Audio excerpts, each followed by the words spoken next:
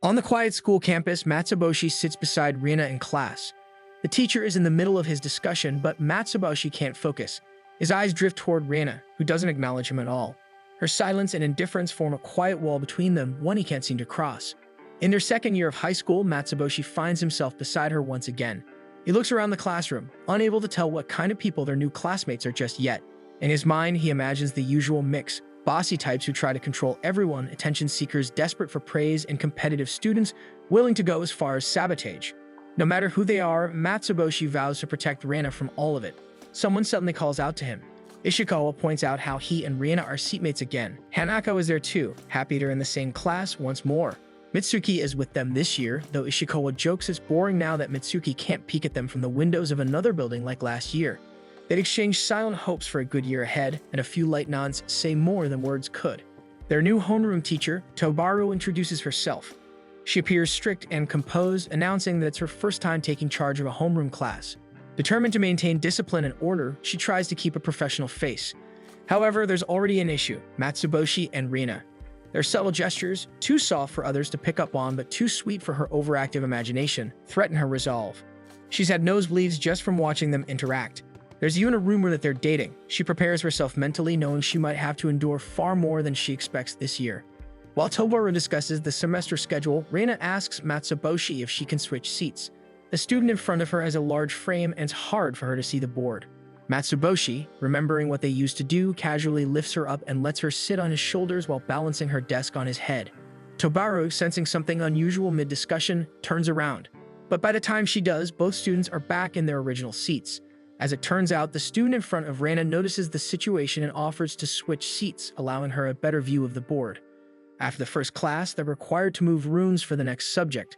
Rina is fast asleep in her chair. Matsuboshi tries to wake her, but she doesn't budge. With time running out, he carries her on his back and walks to the next classroom.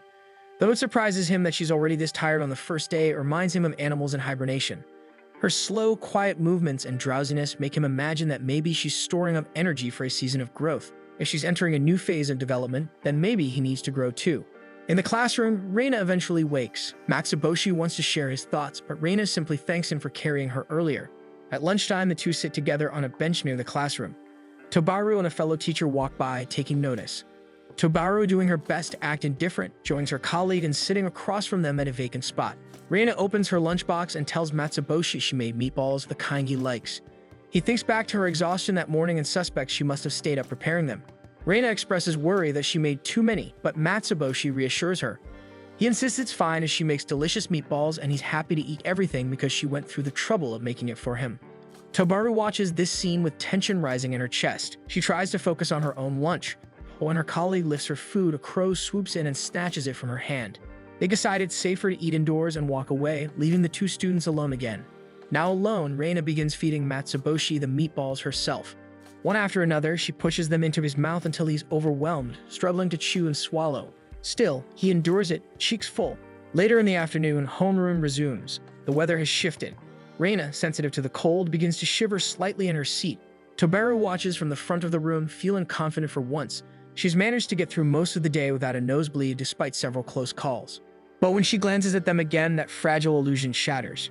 Rina now sits in Matsuboshi's lap. To Tobaru, it doesn't look like a classroom anymore. It resembles a snow-covered cabin where two lovers cling to each other for warmth.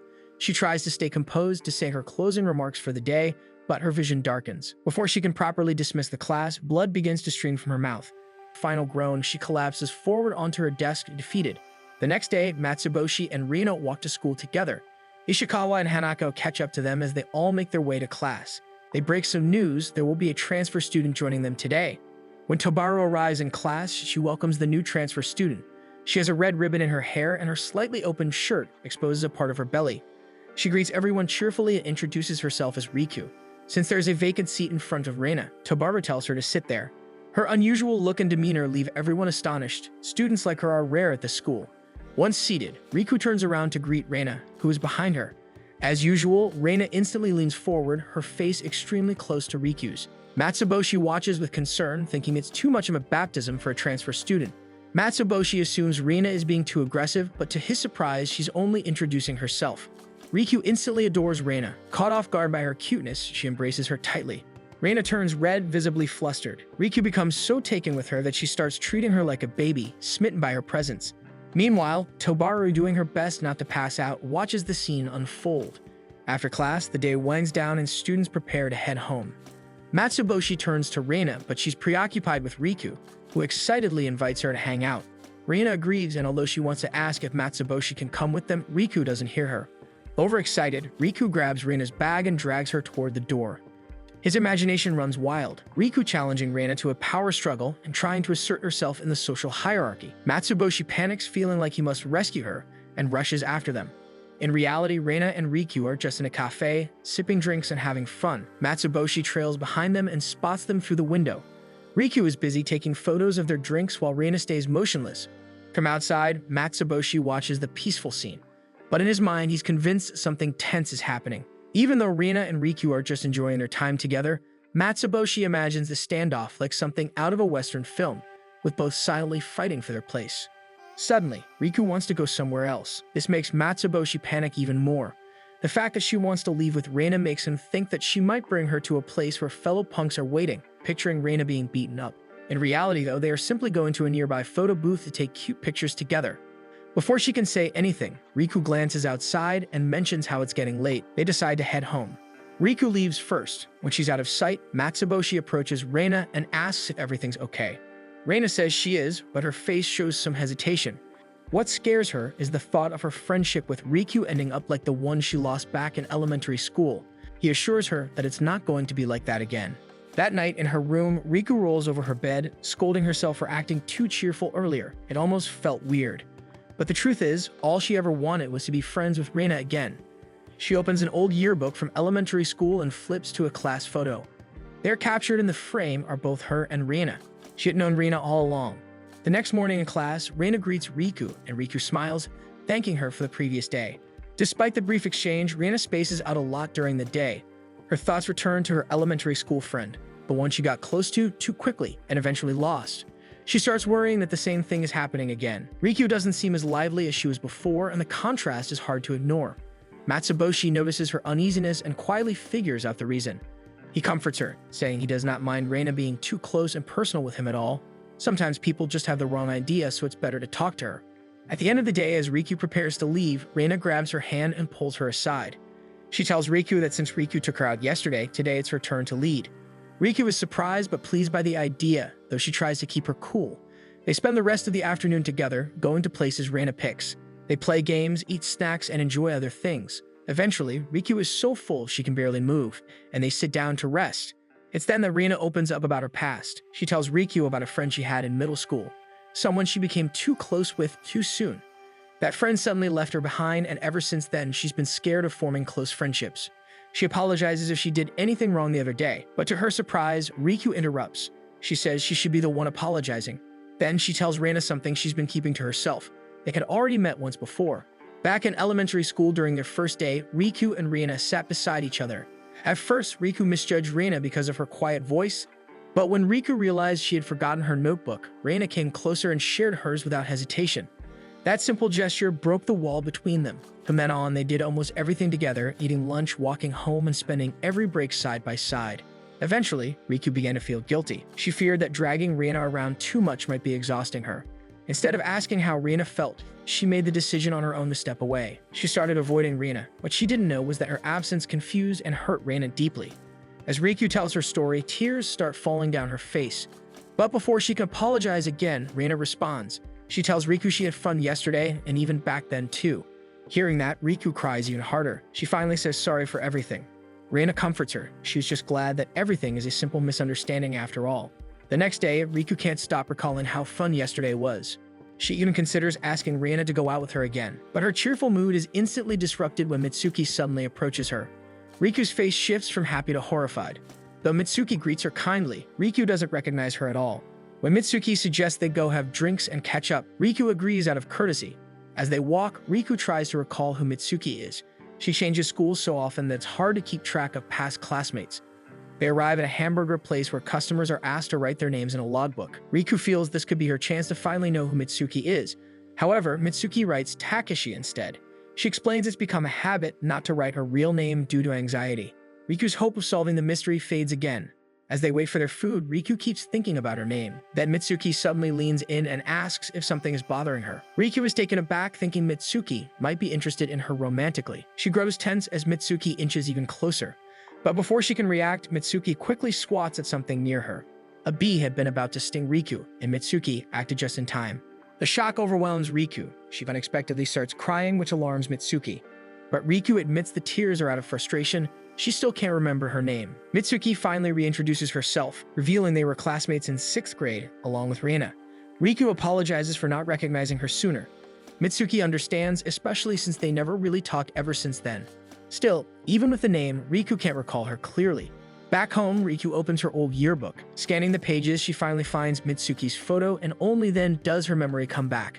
The next day at school, Matsuboshi and Reina are having lunch together when Ishikawa and Hanako join them. Shortly after, Mitsuki and Riku arrive. Upon noticing Matsuboshi sitting beside Reina, Riku becomes uneasy. Acting on impulse, she pulls Reina away and scolds Matsuboshi, demanding to know who he is and warns him the two of them have been friends since elementary.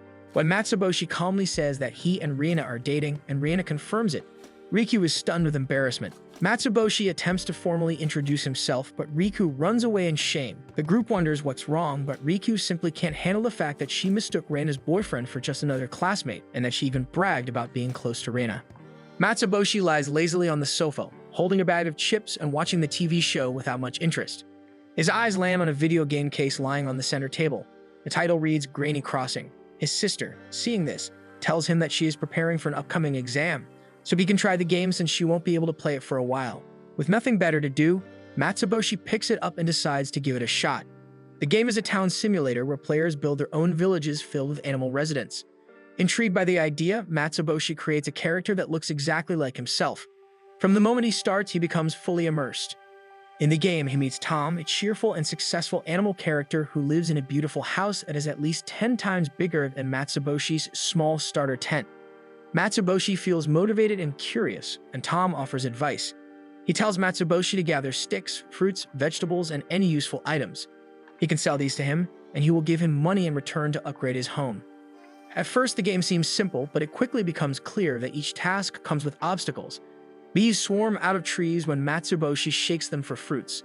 Still, he does his best, gathering everything he can find. At the end of the day, he brings the items to Tom, who is impressed by his dedication. Tom pays him 100 pels for each item, explaining that it's all he can afford because of the game's poor economy. Rather than being discouraged, Matsuboshi becomes more determined. He works harder, fishing whenever he can, catching rare insects such as butterflies, building furniture, and even constructing a handmade wooden table to sell.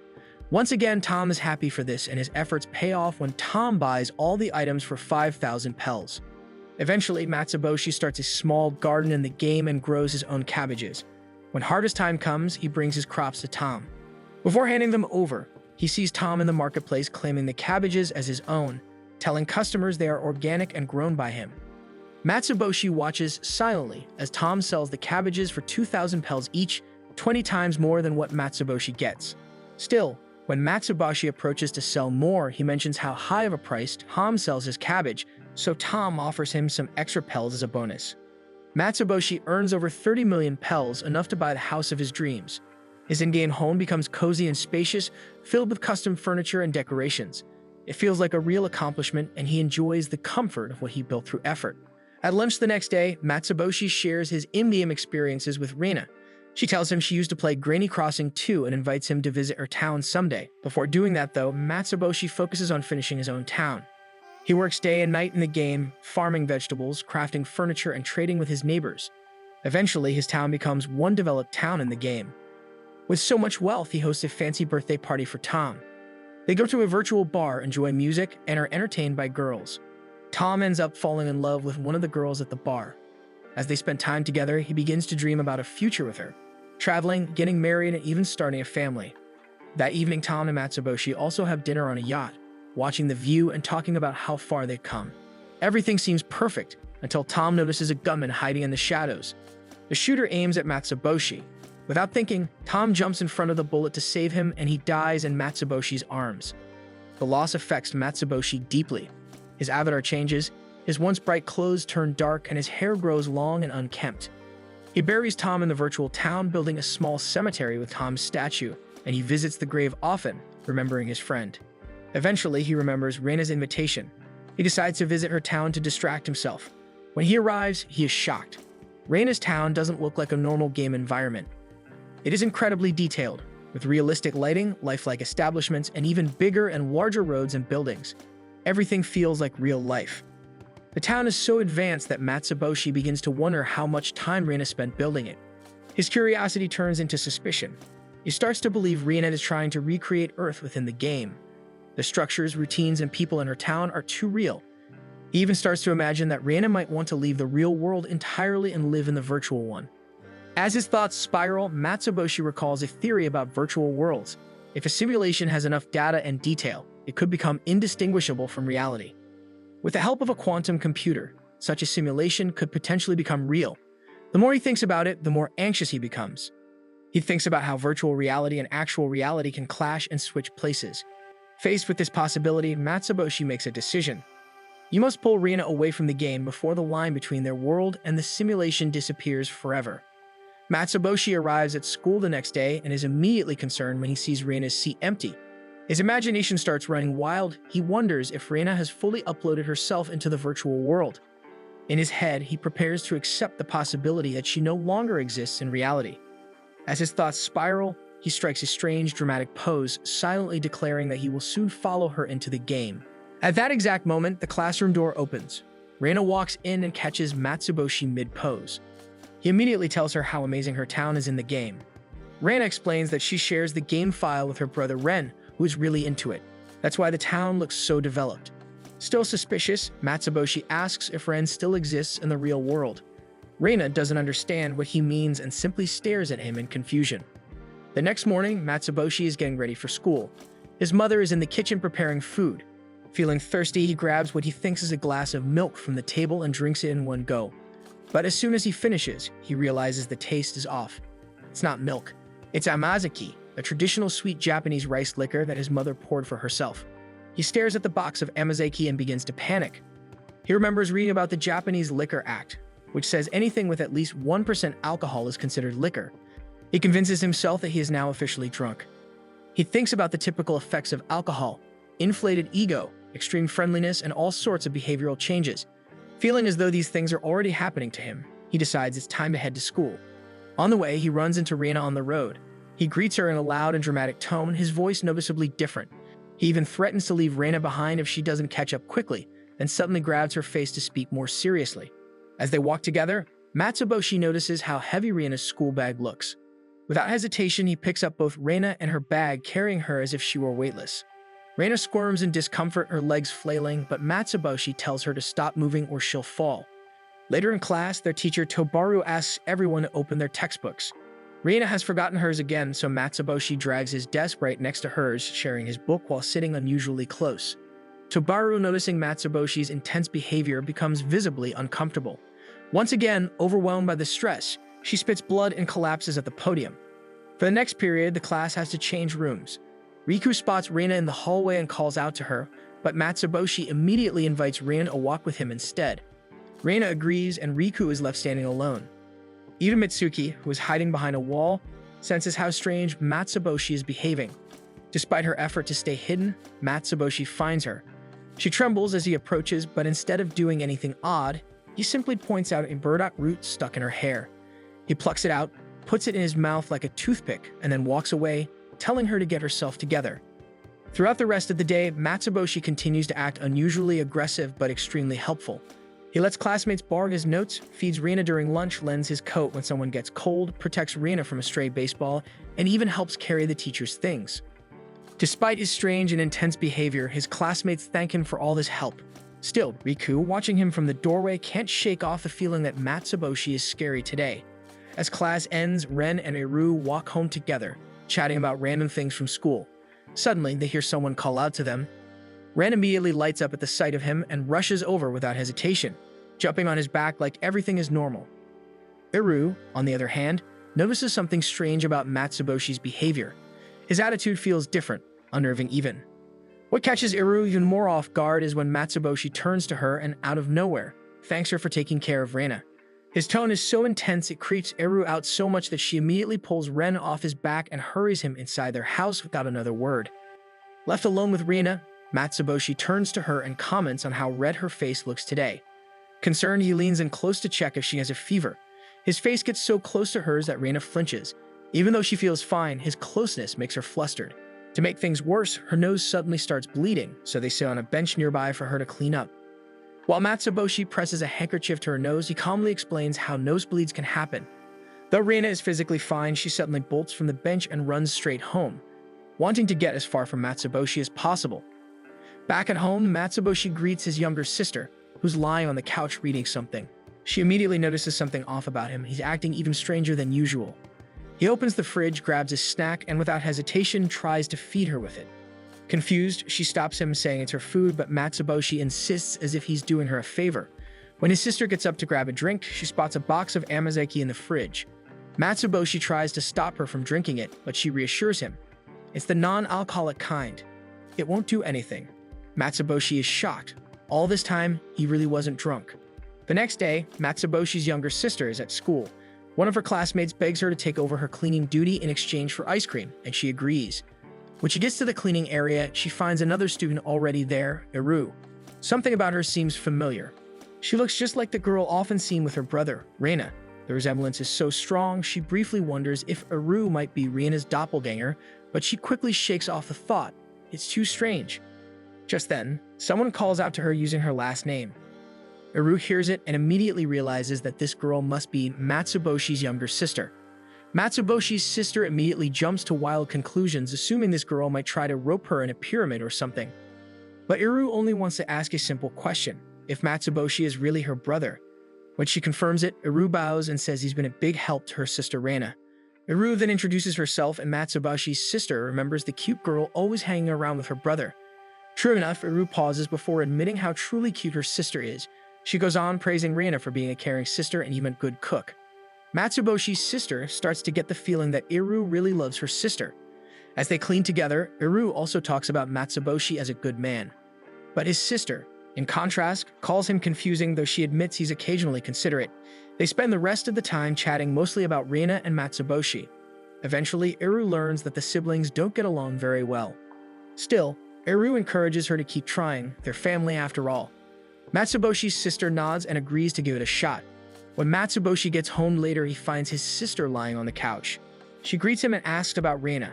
Matsuboshi is overjoyed, interpreting her question as a sign she's interested in his life. His reaction is so exaggerated that his sister immediately regrets asking and swears never to do it again. Matsuboshi and Reina walk to school together, passing by a student-athlete already training. The scene reminds them that the athletic festival is coming up soon. As they walk further, they notice an elderly man by the side of the road, struggling to lift his surfboard onto the roof of his car. Without hesitation, Matsuboshi steps forward. He squats down, grabs the surfboard, and with effort, pushes it up and over the car's roof. Satisfied, he gives a final glimpse at the car, leaving before turning to rejoin Reina. As they resume their walk, Reina spots something odd. There's a tear in the back of Matsuboshi's pants. His undergarments, brightly printed with a kitten pattern, peek out. She's too shocked to say anything. The tear is obvious, but pointing it out would embarrass him. Then, as two girls walk past them, she acts quickly and closes the space between them, positioning herself directly behind Matsuboshi. Matsuboshi notices her closeness and misreads it entirely. He assumes Reina must be impressed by his earlier action, helping the old man. In his mind, she's drawn to his kindness and maybe even admires his build. Encouraged by the thought, he tells himself he needs to do more heroic acts to maintain her admiration. When they arrive at school, they see several students struggling with a large piece of equipment. Matsuboshi immediately offers help, seeing it as another chance to look impressive. Reina follows just behind him, carefully keeping the tear out of sight from others. As the day continues, Matsuboshi throws himself into every challenge and club demonstration. He joins the 100-person leapfrog attempt, then tries the standing splits challenge. He signs up for a yoga session, contorts himself in the look through your legs challenge, raises his leg at the sumo club demo, and even takes part in the butt battle challenge. With every movement, Reina stays close, mimicking his every action with growing fatigue, determined to cover up his torn clothing. By the time lunch break arrives, Reina is already shaking. Her muscles ache from the strain of staying active all morning. When they reach the rooftop and find themselves alone, she finally sees an opportunity to fix the problem. She tries to approach Matsuboshi to help him, but he gets flustered and runs, assuming she's after him for a strange reason. To him, it seems like she's trying to grab him, maybe even spank him, and he panics. Reina doesn't stop. She chases him across the rooftop until she finally catches up. Matsuboshi braces himself for what he thinks is punishment, but Reina pulls out a thread and needle. With practice, speed mends the tear in one quick stroke. The pants are fixed good as new. But as Matsuboshi turns to thank her, the crotch of his pants suddenly splits open. Reina collapses onto a bench, drained and defeated. The next day, training officially begins for the athletic festival. Each class prepares for the events. During the trials, Riku runs with all her strength, aiming to become the anchor for the interclass relay. But Ishikawa narrowly beats her and secures the anchor spot. Riku still receives praise for her effort. Watching the event, Matsuboshi notices Reina trembling. He assumes she's upset over losing the anchor position. But in truth, Reina is scared. She fears she'll drag her class down because of her slow pace. Matsuboshi, along with their friends, reassures her. They all run fast, so even if she slows down, they still have a shot at winning. Later during stretching, Reina admits she wants to improve. Even if her friends say it's fine, she doesn't want to be a burden, so Matsuboshi steps in as her coach. They start with bait and passing, practicing the overhand and underhand techniques. He teaches her the right hand position and how to match her pace with the next runner. They involve other relay team members in practice, making sure Reina gets used to real conditions. Next, they focus on her running form. Being small, Reina takes short strides. Matsuboshi helps correct her posture, back straight, arms at 90 degrees, and feet moving with toes lifted to keep momentum. For the next few days, they train from early morning until sunset. Reina's lap times improve steadily. Eventually, her progress makes her satisfied. One afternoon, she walks up to Matsuboshi and hugs him tightly. The hug is so firm that he struggles to breathe. Reina's joy is clear. She's having fun running for the first time, all because of Matsuboshi. However, their moment is interrupted when a classmate runs over with urgent news. Ishikawa has been hospitalized due to an injury during club activities. His leg is bandaged, and although the injury isn't serious, the doctor advises a week of rest. The festival is within that week, which means Ishikawa can't participate. The team meets to talk. Losing their anchor is a big setback. Reina, still unsure of herself, volunteers to give up her spot for someone faster. She believes she's the weakest link and wants the team to have the best chance at winning. But Matsuboshi refuses to let her step down. He reminds her that even if they lose, no one will blame her. Then the rest of their classmates appear and tell her the same thing. They all stand behind her, saying they're in it together. Reina tears up upon hearing this, the pressure lifting. Still, there's one last issue. Someone needs to fill the anchor position, so Ishikawa himself asks Matsuboshi to take the responsibility. The day of the athletic festival arrives, and students gather on the field, lined up for their events. Reina and Matsuboshi participate in each of their matches, spending the day moving between competitions and cheering for classmates. During the lunch break, they sit side by side on the field, feeding each other bites of their packed meals. Their classmates glance over, amused and charmed by the sight. As the afternoon rolls in, the interclass relay approaches. The tension builds as each class prepares. The sound of the starting gun echoes through the air, signifying the start of the race, and the first runners sprint forward. Reina and her friends sit by the sidelines, cheering while Ishikawa watches nearby. Seeing the race, you can't help but think back to the conversation they had at the hospital days before. Matsuboshi had taken over the anchor role. Because of the changes made, they need to rearrange the order of the runners to create a more strategic plan, and thinking back to how Reina struggles to keep up with the team, Matsuboshi proposes a plan. Back in the race, Riku receives the baton and charges forward. She overtakes 3 students in a row, pushing her class into 3rd place. She nears the runner in 2nd place but has no time to overtake before reaching the next runner, which is Reina. Reina grabs the baton in an underhand pass, smooth and clean as practice. Observers notice the consistency in their baton exchanges. It's clear they've trained together. Reina pushes herself forward, breathing heavily and legs moving with effort. She remembers her training, Matsuboshi's advice, the countless laps they've done together. Her form stays steady, and though she doesn't overtake anyone, she also doesn't lose ground. When she reaches the next runner and passes the baton, she slows down and slumps her head against Matsuboshi's shoulder. She's exhausted but satisfied. The next runners take off, and Mitsuki sprints with fierce determination, slowly closing the gap between her and the second runner. With her final push, she passes them, bringing their class to 2nd place, while the leading class remains far ahead as their anchor is known to be fast, almost unbeatable. Now comes the final handoff. Matsuboshi grabs the baton. He's in 2nd place, and the gap between them is wide.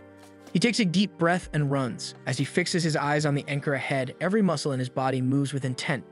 He remembers everyone who supported him, his friends, Ishikawa, and most of all, Reina. With every stride, he gains distance. The finish line is close, but so is his opponent. For a moment, it seems like he might not make it, but in one final surge of energy, Matsuboshi leans forward, crossing the line just before the other anchor. The crowd falls silent, stunned, then cheers erupt. Reina runs up first, wrapping her arms around him, followed by their classmates who gather in celebration. Their class advisor, Thobaru, sits on one side as she's handed the championship token.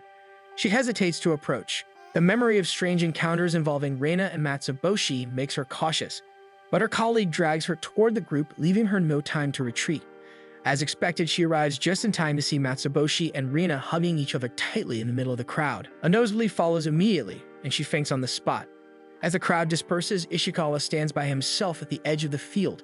Mitsuki walks over and talks to him. He smiles slightly, praising Matsuboshi's win, though his voice carries a tone of regret. He admits feeling frustrated, injured when it mattered most, and left watching from the sidelines. He had trained harder than anyone, even continuing after hours, hoping to make a difference. To him, it feels like all of that effort led to nothing. Mitsuki quietly listens, then reminds him of how much his presence meant to everyone. She tells him how determined he looked, how inspiring it was to see him push himself. Ishikawa doesn't respond right away, but her words soften his expression, so he tells her he appreciates it. While the class celebrates their hard-earned victory, Riku stands off to the side, not quite part of the moment. She still doesn't feel like she belongs. Despite everything she's done, the distance between her and the rest of the class remains. When she hears Ishikawa has been hospitalized, she wanted to visit him. But the thought of showing up uninvited, while classmates whispering, wondering why she's there, freezes her in place. She tells herself it's better not to go. Now that decision weighs on her. She wonders again if she'll ever fit in, if she will even find her place in class. But she forces the thoughts away and steels herself, determined to try again. Then a voice calls out behind her. She turns and sees Ishikawa. He talks to her about the race earlier, but when she recognizes who he is, she freezes in place. The idea that he might call her out for not visiting him sends her thoughts spinning. She imagines others mocking her, whispering behind her back. Tears spill before she can stop them, and she instantly apologizes for not being able to visit him in the hospital.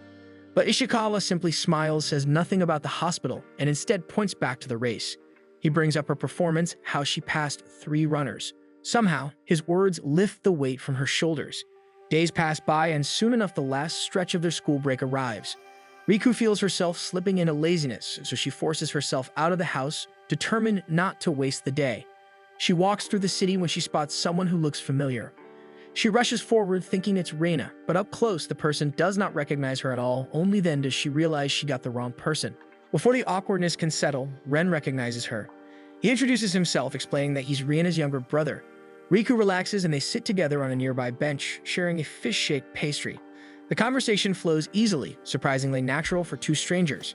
Ren seems happy to have met her, and Riku finds herself smiling too. In her mind, getting close to Reina's brother is a way of securing their friendship. Wanting to know him better, she asks if there's anything troubling him. She expects nothing serious, he's just a grade schooler. But he tells her about a new student in his class who struggles to fit in. Ren had invited the boy to play football, but he doesn't know if he did the right thing. His problem surprises Riku so much that she finds it hard to answer. Riku admits she doesn't have real friends either. She mentions her fear of messing things up, of saying or doing the wrong thing. The words pour out before she realizes how serious her confession sounds. She realizes how much she's revealing to a child. But Ren surprises her.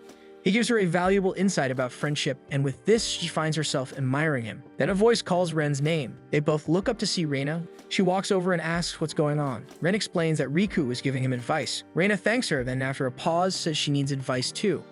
Riku freezes and her mind jumps to one conclusion. It must be about romantic relationships. She panics. She's never been in a relationship her whole life, so the thought of offering advice on something she knows nothing about terrifies her. Reina starts to speak again. Although she is talking about her hair, Riku is too preoccupied by her thoughts that she instantly bolts out without letting Reina finish her sentence. Reina and Ren are both confused by her strange actions, but despite that, Ren still hugs Reina and tells her how happy he is to have met Riku. On the morning of their class, Riku sits quietly in her seat when Reina and Hanako approach her. Reina notices the loose socks Riku is wearing and compliments her look, admitting that she's always wanted to try out Yao fashion. Smiling, Riku reaches into her backpack and pulls out a spare pair for Reina to try on. Reina slips them on, and her new look immediately draws attention. Classmates praise her for being adorable. Even Mitsuki notices and offers to style her hair to better match the aesthetic. When Matsuboshi walks into class, he stops in his tracks upon seeing Reina in a full gal look, quite different from her usual modest appearance. His mind begins to spiral as he tries to come up with a logical reason behind her sudden transformation. After some internal digging, he lands on the idea that Reina is embracing change for her self-growth. Convinced that this is her way of exploring a new side of herself, Matsuboshi decides he must be supportive. In his head, he vows to encourage her as part of her journey. During class, Matsuboshi realizes he forgot his printout for the lesson. Reina notices and offers hers so he can follow along. As he responds, his words come out in an exaggeratedly cheerful gal tone. Immediately, he freezes. A sudden panic overtakes him. He begins to believe that Riena's gal energy is overwhelming his own, slowly replacing his identity. To regain composure, he rushes out of the classroom and heads straight to the restroom to wash his face in hopes of returning to normal. When he comes back, the situation worsens. Not only has his speech fully morphed into gal style, but he now wears gal fashion. When Rina mentions she feels tired, he instinctively hands her a jar of vitamin B1, acting entirely within character as a gal. Meanwhile, Tubaru approaches the classroom with cautious optimism. She reminds herself that frequent exposure to Reina and Matsuboshi's closeness has helped her develop a level of emotional resilience. However, the moment she opens the door, her composure collapses. Matsuboshi, fully immersed in gal fashion and mannerisms, now matches Reina's style perfectly. The shock overwhelms Tubaru. She can feel the rising level of tension, and then a sudden nosebleed leaves her with no choice. She turns on her heel and flees, leaving the class unsupervised while screaming that they should study on their own in the meantime. After class ends, Matsuboshi comes up with an idea to invite Reina to town for a fun day together.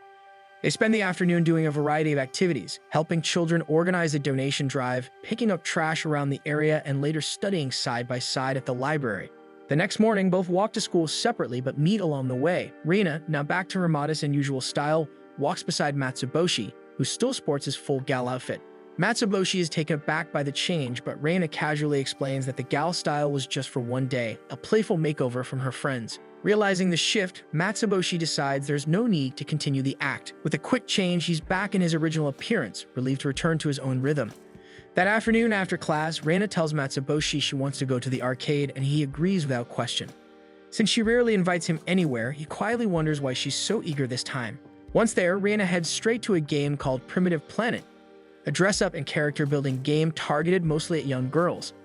Though its popularity has waned due to newer mobile games and trending anime series, it still holds a dedicated fan base, and Reina is clearly one of them. While she plays, Matsuboshi waits patiently at the back. After finishing her turn, she turns to Matsuboshi, apologizing for how long it took her.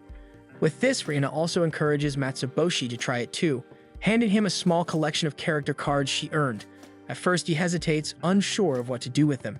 But with Reina nudging him persistently and watching with anticipation, he eventually gives in and steps up to the game. Matsuboshi gives the game a try, unfamiliar but curious. He starts by creating a character and models it after himself, short black hair, plain features, and names it Rai.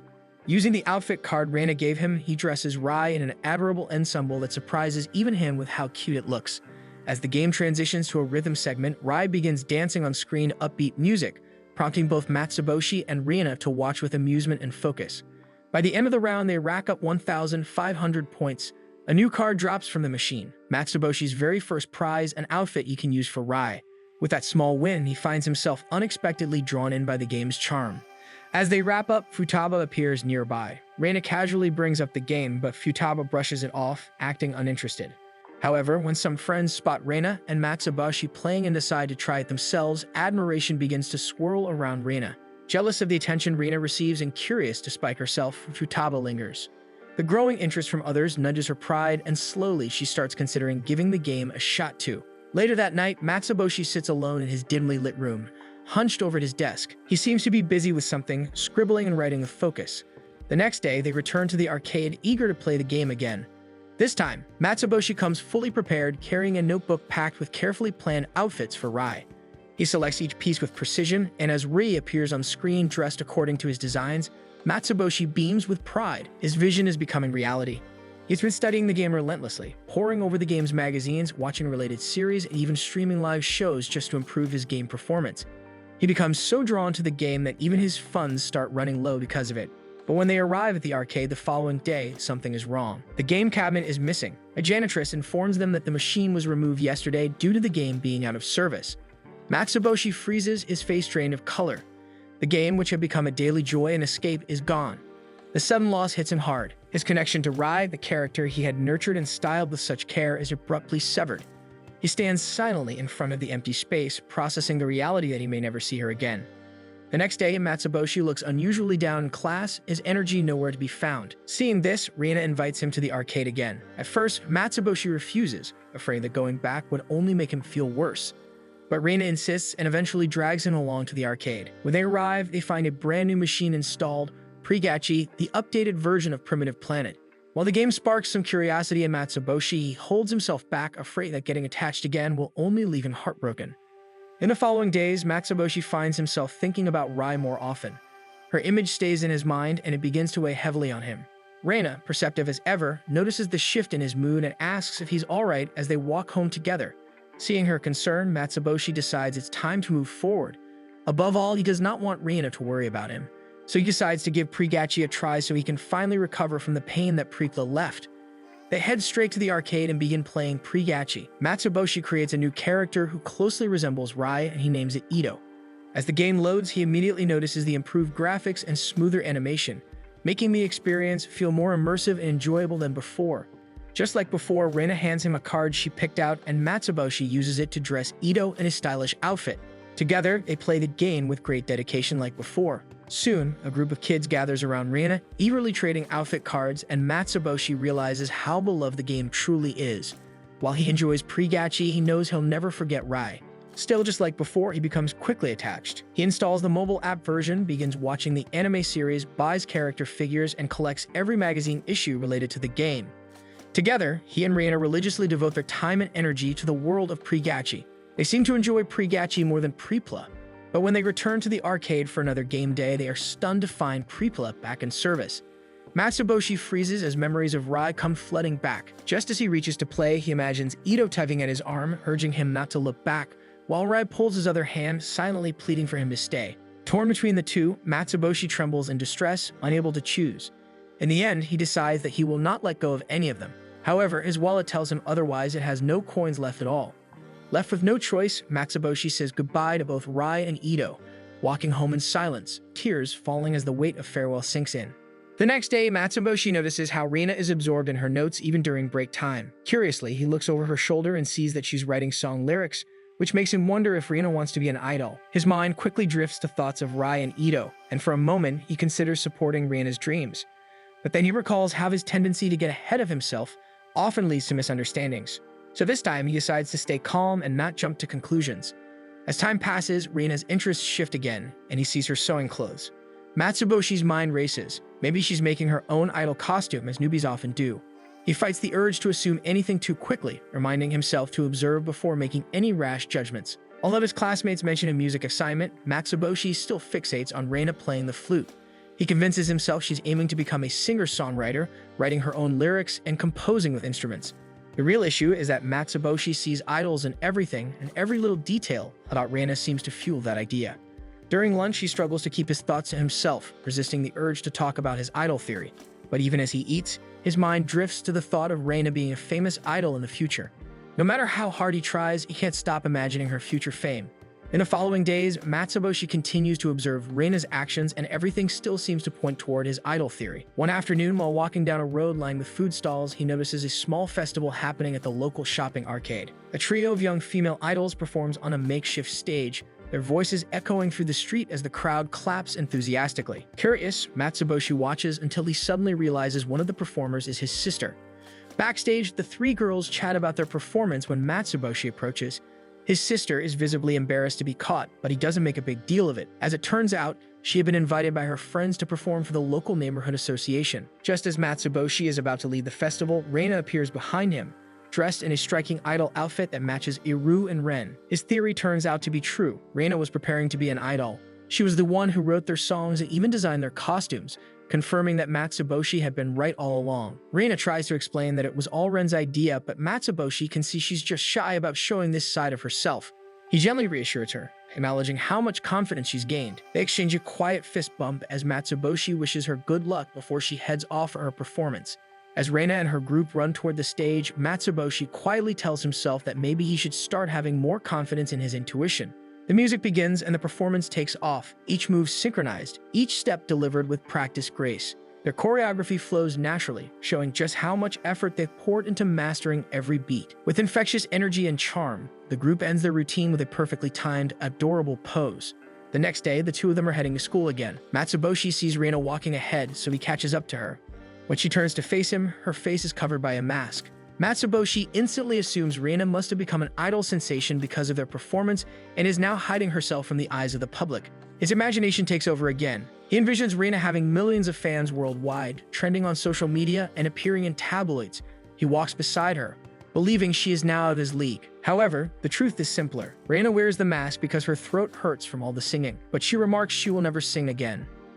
In class, Ishikawa proposes a fun activity for his friends, going to the beach during summer vacation. Coincidentally, Matsuboshi has been thinking about the same thing. However, Reina doesn't seem thrilled by the idea, as she starts to shake and tremble just from hearing about it. Despite her unease, she agrees to go. The group begins chatting about their beach plans, imagining barbecues by the shore and enjoying the summer sun. Riku overhears the conversation but pretends not to care. Still, when Ishikawa personally calls and invites her to join, her attitude shifts completely. She lights up with excitement and quickly agrees to go with them. Matsuboshi wonders which beach they will go to, and Ishikawa comes prepared with a flyer for a new beach destination offering promos to help cut down on costs. The island is accessible only by boat, so they will travel there during the day and return on the last boat in the evening. While everyone listens to the details, Riku doesn't seem to care about the specifics. Her eyes well up with tears from the overwhelming joy of being included. But that's not all. The island also features a power spot known for its breathtaking view of the sun rising and setting over the sea. According to local lore, couples who witness the sun touch the horizon together will stay together forever. Reina, who had seemed hesitant at first, suddenly shows signs of excitement. Her friends notice the change in her expression. Matsuboshi, watching her closely, thinks she must be really looking forward to this trip. His imagination starts to drift again. In his mind, Reina becomes the reincarnation of Robinson Crusoe, an island dweller navigating survival with calm determination. He pictures her surviving the wilds with limited resources. Matsuboshi instantly buys the idea and says he needs to purchase a swimsuit for the outing. With that, the group comes to a realization. None of them have decent swimsuits, so they decide to go shopping together at a nearby shopping center. At the store, Hanako excitedly picks out a swimsuit she thinks would suit Reina and hands it to her. Reina hesitates, staring at it uncertainly. She's never worn a swimsuit before. Hanako notices her unease but gently assures her that it's fine, reminding her that it's just for one day. So Reina agrees to try it on. Meanwhile, Riku and Mitsuki exchange swimsuit suggestions, each trying to find the perfect one for the other. As they shop, Riku expresses her gratitude. She's always dreamed of doing things like this and feels happy to be included in their plans. Eventually, Riku and Mitsuki try on the swimsuits they picked for each other. Hanako, watching nearby, stands in awe, impressed by how well the outfits suit them. Not long after, Reina steps out of the dressing room in the swimsuit Hanako suggested, looking unexpectedly adorable. Hanako lights up, quickly pulling out her phone to take a photo of her. Reina confidently poses, but when Hanako mentions possibly sending the photo to Matsuboshi, Reina's cheerful expression vanishes in a flash. While the girls enjoy a fun day shopping, Ishikawa and Matsuboshi sit in a cafe, scrolling through their phones. With limited options for guys, they resort to online shopping. Matsuboshi shows Ishikawa a full-body diving wetsuit he's considering, and Ishikawa bursts into laughter at the sight of it. Suddenly, Matsuboshi gets a message from Hanako saying she's sending a photo of Reina in a swimsuit. Curious, he looks over, but the photo turns out to be just a close-up of Reina's face. As it turns out, when Reina heard Hanako's plan to send her photo to Matsuboshi, she got embarrassed and refused to take a proper picture. All the photos Hanako managed to send are either too close or too far to see clearly. Reina later admits that she's too shy to show herself to Matsuboshi like that and wants to save the look for when they're actually at the beach. Hanako thinks her reasons make sense, so she quickly apologizes. Though Reina appreciates Hanako's help, she can't shake off her fear of change, afraid that becoming someone different might also change how Matsuboshi sees her. Hanako, with a calm smile, tells her that change isn't something to be afraid of. After all, she and Matsuboshi have already changed in many ways since they met, and those changes are what brought them closer. As Hanako says this, Riku and Mitsuki, who have been listening nearby, jump in. They tease Hanako, using her own advice against her. Maybe she, too, could embrace a little change. The day of their outing arrives, and the friends ride the boat toward the island. As it approaches the isolated land in the middle of the blue seas, they watch with growing excitement, anticipating the memories they'll create together. Meanwhile, at home, Ren wonders why Reina isn't around. Erov, sitting nearby, casually tells him that she went out with Matsuboshi. Ren's smile fades. He wishes he had gone too. Era notices and gently comforts him, saying they went with their classmates. To cheer him up, she decides to play with him instead. Era displays a composed demeanor, but beneath the surface, her mind spins with restless thoughts. She starts to strategize. If anything goes wrong, she'll ride a helicopter to retrieve Reina, or better yet, a charter boat. She even considers checking the island's layout and safety details, just in case. But her spiraling thoughts are interrupted when Ren calls out, asking her to watch a movie. They sit together and play the film, but it turns out to be strange, about a cult or ancient tribe that captures a woman and forces her into marriage, crowning her as their queen. As the scenes unfold, Eru's thoughts spiral once again. She pictures Rina in a similar situation, wrapped in ceremonial robes, trapped, held against her will like in ancient times. The idea unsettles her deeply. On the contrary, Rina is actually having fun. At the beach, the group enjoys the sunny day. The girls are in swimsuits, Matsuboshi wears a single undergarment, and Ishikawa is in a shirt and shorts. As the girls approach, Matsuboshi can't help but stare in awe. Rina stands there in her swimsuit, a flower tucked into her bunned hair. Though Rina thinks she looks weird, Matsuboshi doesn't think so at all. To him, she looks cute, really cute. Rina blushes at his gaze, and their friends immediately notice, teasing Matsuboshi as he tries to brush it off. Hanako, in her bright swimsuit, also catches Ishikawa's attention, and he compliments her look. Since they need to catch the last boat that day, they decide to make the most of their time and have fun. They go swimming, play volleyball, have races, and enjoy various games. Hanako builds a sandcastle, but when she turns to Reina, she's shocked to see an enormous structure, big enough to fit Matsuboshi inside. They grill barbecue like they planned, but the meat is tough and unappetizing, clearly the result of a cheap cut. While looking out at the ocean, Riku reflects on everything that's happening. She's on a beach, eating barbecue with a co-ed group. She can't help but admit to herself that she's having fun. That afternoon, the sky turned cloudy, hiding the sunset they had all been looking forward to. Reina, especially, feels disheartened, but Matsuboshi steps forward and reminds everyone that what truly matters is the fun they had throughout the day. The group nods in agreement, their spirits lifting a little. Suddenly, Ishikawa's phone buzzes with an alarm. It's time for their boat ride home. The group is about to gather their things and rush to the shore, only to see the boat already sailing away in the distance. Ishikawa quickly checks the schedule and realizes with horror that he had read the departure time wrong. That was the last boat for the day. With no other transport available, they're stranded on the island for the night. Everyone panics, scrambling to find a solution, but Matsuboshi's imagination drifts elsewhere. He compares their predicament to John Manjiro, who was stranded on an island with his comrades until an American ship rescued them. Manjiro eventually found fortune in America before returning to Japan. Matsuboshi wonders if he could do something similar, though he's not fluent in English. His daydream is cut short when Ishikawa speaks up, revealing they can stay overnight at the island's lodging. Matsuboshi is taken aback, surprised to learn there are people living there. Behind the beach, a different view emerges. Establishments, paved roads, and even cars. Contrary to what they imagined, the island is actually quite developed. So they decide to go there, dropping by a convenience store first before checking in. While the others go inside the convenience store to buy necessities, Matsuboshi and Rina are left outside to wait. She takes the opportunity to text her siblings, and Ero receives Reina's message, informing her she will not be able to go home for the night. Reina even attaches a photo to the message, showing how developed the island is, so there's basically nothing to worry about. In the lodging, Ishikawa feels bad about mistaking their schedule, which caused them to stay for the night. Still, it becomes a memorable experience since they found a place to stay at an affordable price. However, when they take a look at the room, they discover a small issue. There's only one bed, meaning they have to share it with each other. Meanwhile, Riku calls her parents to inform them she can't make it home for the night. Her parents are mad, so she keeps apologizing over the phone until Mitsuki approaches her, prompting her to end the call. Mitsuki expresses concern about Riku suddenly spending the night, but Riku assures her it's fine. Deep inside, it's something Riku has always dreamed of. What catches her attention most is that Mitsuki calls her by her first name for the first time, making her tear up in joy. Later, Mitsuki invites Riku to take a bath with them.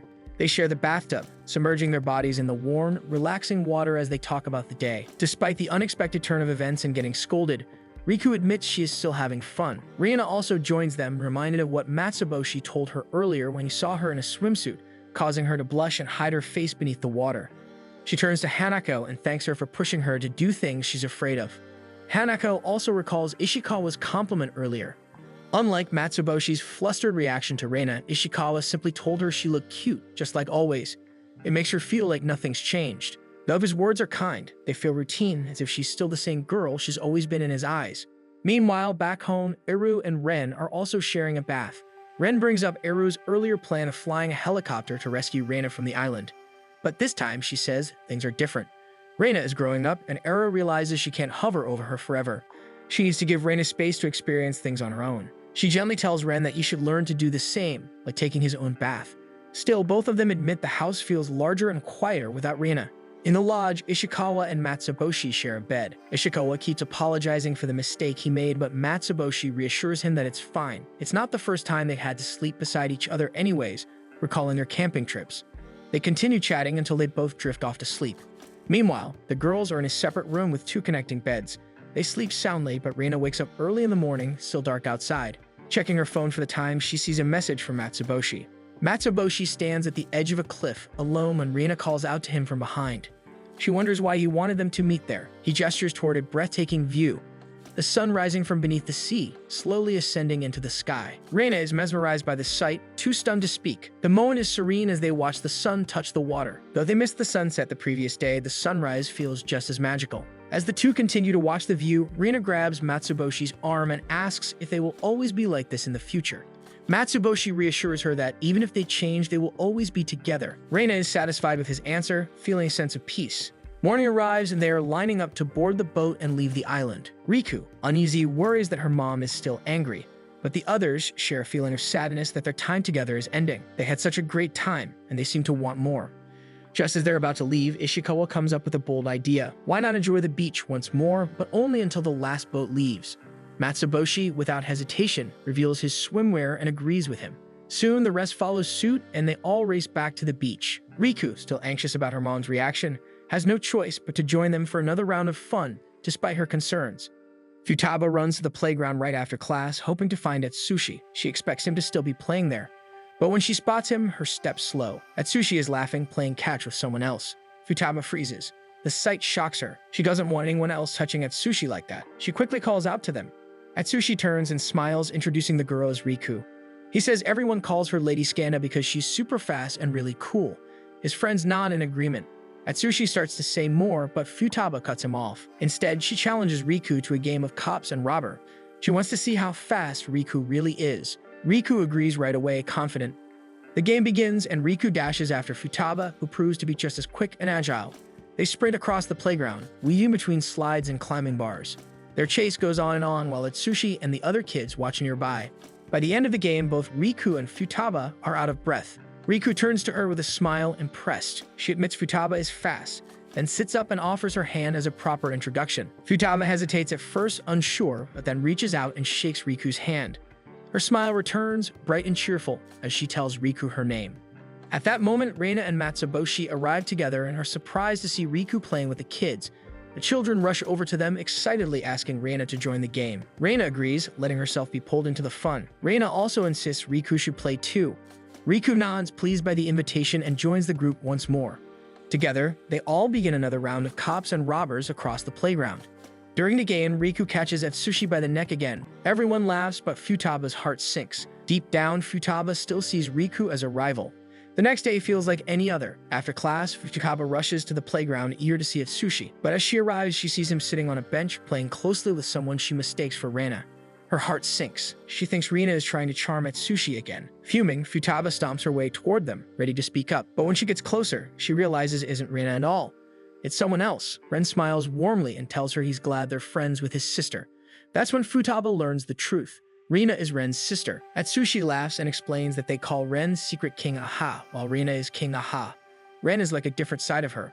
He's also really good at card games and often helps the kids with them, making him just as fun to have around.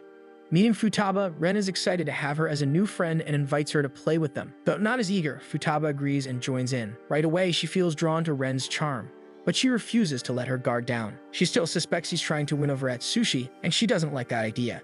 Together, they all run around the playground laughing and chasing each other in a new game. As the game goes on, Futaba finds herself growing more comfortable around Ren despite her doubts. By the end of the game, everyone drops to the ground, out of breath and tired from all the running. Just then, Reina and Matsuboshi arrive. Ren happily tells them he's been playing with the kids. Reina smiles and thanks the group for being kind to her younger brother. Futaba is shocked to learn that Ren is actually a boy. Suddenly, everything changes. It means he can freely play with Atsushi, and she has nothing to worry about.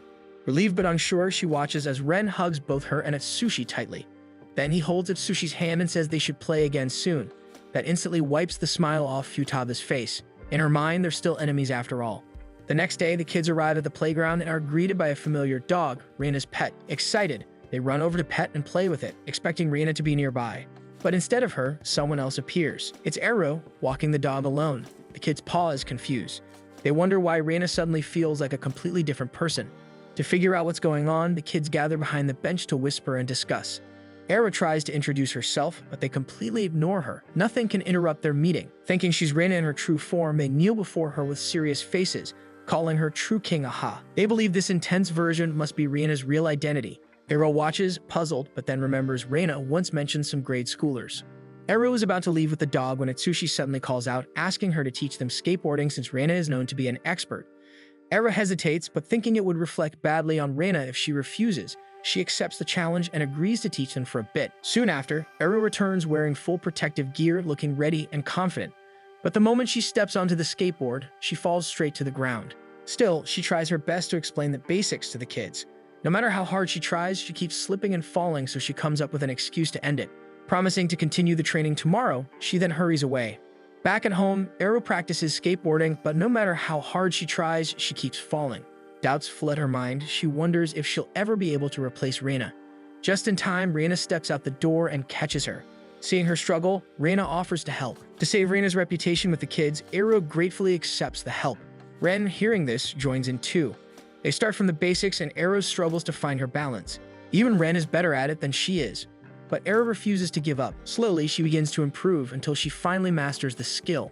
The next morning, Eru teaches the neighborhood kids how to skate, but as soon as she finishes, they eagerly ask her to teach them something new, Cat's Cradle. Futaba walks toward the playground, excited. She overhears the boys talking about trying Cat's Cradle today, and she's determined to join them, even planning to show off her skills to impress them. But when she arrives, she's surprised to find someone already teaching them how to play. To her shock, it's Eru, whom she mistakenly thought was Reina. She calls out to her and Eru responds, but the moment Futaba takes a closer look, she instantly realizes it's not Reina at all. Eru invites her to join the game. Though Futaba is hesitant at first, she watches Eru demonstrate the technique. But then she runs off, telling them she can do it herself. Futaba struggles with the cat's cradle techniques, feeling hopeless as she sits on a nearby bench. Eru approaches and sits down in front of her, offering to teach her the right way. Futaba tries to resist, but she eventually gives in. Eru guides her, explaining each step. After a few tries, Futaba finally gets it right. Encouraged by her success, Eru suggests they move on to more complex techniques. Futaba agrees, and the two spend the rest of the day practicing different cat's cradle tricks. The next day, Futaba walks to the playground as usual, quietly hoping to see Eru again. Sure enough, she spots her sitting on a bench practicing cat's cradle with a book of techniques beside her. Futaba sits next to her. She knows Eru isn't Reina, and she wants to know her real name. Eru hesitates, thinking Futaba might be disappointed because she can't live up to her sister. But Futaba sees it differently. She believes they're two different people, and there's no need to compare. Feeling reassured, Eru introduces herself properly. Futaba returns the gesture warmly, and from that moment, they begin a new friendship.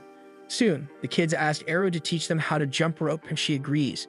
But moments later, they all end up tangled in the very rope they're supposed to be jumping with. When Futaba sees Eru and Atsushi wrapped up together in the same rope, her eyes flash with irritation. The next morning, Eru and Ren wake up to find breakfast already prepared. Their lunches are packed neatly, ready for school, and their uniforms are laid out too. Reina calmly waits for them at the table. Eru tries to stop her from doing too much, but Reina still walks over with a comb and begins fixing Eru's messy hair. As Eru and Ren walk to school together, they talk about how good of a sister Reina is. They both feel grateful and want to find a way to show her how much they appreciate her. Eru decides she wants to prove her independence, hoping Reina won't have to worry about her. That afternoon, Eru and Reina meet up with Matsuboshi. Eru doesn't really like him, but Ren invited him, thinking he might know what kind of gift would make Reina happy. When Matsuboshi hears their plan, he dramatically assumes they're forming a blood compact as a family by showing gratitude. Eru mentions that it should be a family-only matter, which only fuels Matsuboshi's wild imagination further. She clearly doesn't want his help, but Ren believes Reina would appreciate the gesture more if Matsuboshi gets involved too. Eru reluctantly agrees. After shopping, they walk home together with bags full of items they bought. Matsuboshi carries the bags, but Eru steals it from him, wanting to prove she's independent. Ren, however, insists Matsuboshi should carry them instead, thinking it would be more helpful. The two argue over the bag until it tears, spilling the contents all over the ground. Frustrated, Ren stomps off, leaving them behind. Matsuboshi begins picking up the scattered items one by one, while Eru quietly apologizes. She admits she's jealous of him because Reina seems to favor him most. Matsuboshi pauses, then reassures her. He tells her she doesn't need to replace anyone. His words sink in, and Eru remembers something similar Futaba once said. Arriving home, Reina waits in front of the house, puzzled as to why Ren isn't with them. When Eru realizes Ren hasn't returned yet, panic quickly sets in. A wave of guilt washes over her, thinking Ren ran away because of their argument. At the same time, Riku happens to spot Ren walking alone along the street. It's getting late, and she finds it odd for him to be out at this hour. Thinking he might have run away from home, Riku decides she should bring him back. It would surely win Rina's trust. But approaching him suddenly could seem creepy or suspicious, so she decides to keep a close distance instead. Quietly, she follows him from behind, unsure of what to do next. Sensing someone is following him, Ren turns around and spots Riku. With no other option, Riku reveals herself. The moment Ren sees her, he bursts into tears. Gently, Riku leads him to a nearby cafe so they can talk. Ren explains everything that happened. Riku listens, unsure of what to say. She admits she always thought Ren was Rina's only sibling. This makes Ren pause. Could it be that Eru just wanted to spend time with Ren alone? Riku encourages him to apologize and make things right. Her words bring relief to Ren, who smiles and gives her a tight hug in thanks. Feeling lighter, Ren grabs the bag of goods and dashes out of the cafe, eager to head home and fix everything. Riku watches him go, quietly rooting for him. Ren walks toward their house and night has already fallen by the time he gets close. As he approaches, he sees Eru standing outside, clearly waiting for him. Without hesitation, he runs to her and wraps her in a warm, tearful hug. He apologizes, crying with relief and joy. Through the conversation, they realize that everything they've done stems from the same place, their love and devotion to Reina, the sister they both treasure. Unbeknownst to them, Reina and Matsuboshi quietly watch from nearby, admiring the heartfelt view. The next day, Reina and Eru prepare breakfast for Reina, just like how she usually does for them. This time, though, Reina gets to sit and enjoy a meal made especially for her, filled with all her favorite dishes. The two proudly watch as she eats, satisfied with their effort. Eru expresses that now they're learning to do things on their own, Reina should take more time for herself. Still, Eru admits she has a lot of growing up to do and may need Reina's help sometimes, but she hopes Reina can rely on them too. Smiling, she presents the lunch she packed for Reina. Touched, Reina hugs both her siblings tightly. Meanwhile, a small pudding is placed in front of Eru. At first, she's puzzled by it, until Ren explains it's a thank you gift for her as well. She is also his big sister. Eru, moved by his gesture, pulls Ren into a warm hug and they both laugh.